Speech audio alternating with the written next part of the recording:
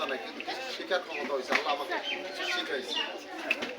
আপনাদের এই রোডে কেউ কিন্তু এটাই, আমি কিন্তু এইভাবে তো কিন্তু কিন্তু অনেকে কিন্তু অটো এবং মোটরসাইকেল দিয়ে সিদ্ধান্ত ছিল আমি এদিকটা ঢুকবো, এদিকটা হেঁটে পাই যাবো।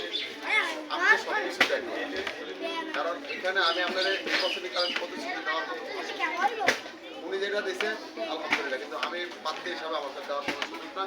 আমি শুধু এতটুকু বলতে পারি যে আমি নির্বাচিত, যদি আপনারা আপনাদের ভোটে আমি নির্বাচিত আল্লাহ পাক করে, তবে আমি আপনাদের সেবক হিসাবে কাজ করব। কিন্তু আমি আপনারা যারা এখানে আছেন, আমি নাম বললাম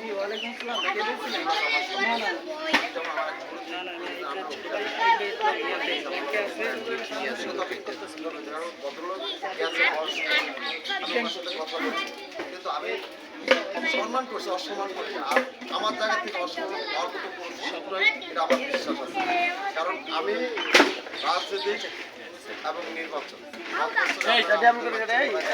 আমি রাজনীতি, আমার রাজনীতির বয়স তাও 33-35 বছর হয়েছে।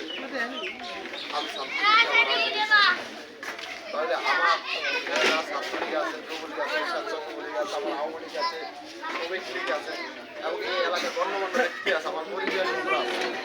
কারণ একটা লোকে তাদের যে কোনো জিনিস যদি চিন্তা করে যে এটা করবে, আল্লাহ পাক কিন্তু আমি আস্তে আস্তে যে জিনিসটা বলছিলাম যে আমরা ক্ষমতা 16 বছর আগে আমাদের 500 ফুট করে করতাম, 300 ফুট করে করলো সেটা আমাদের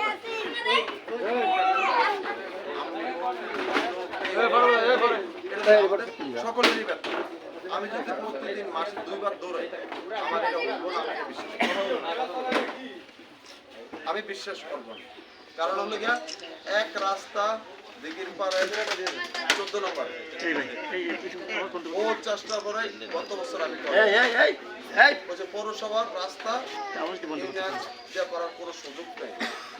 সেই রাস্তা আমি 3 কোটি টাকার কাজ এমপি দিয়ে করে, সেটা হলো গিয়া ওনার সাথে ভালো সম্পর্কের কারণে করেছে।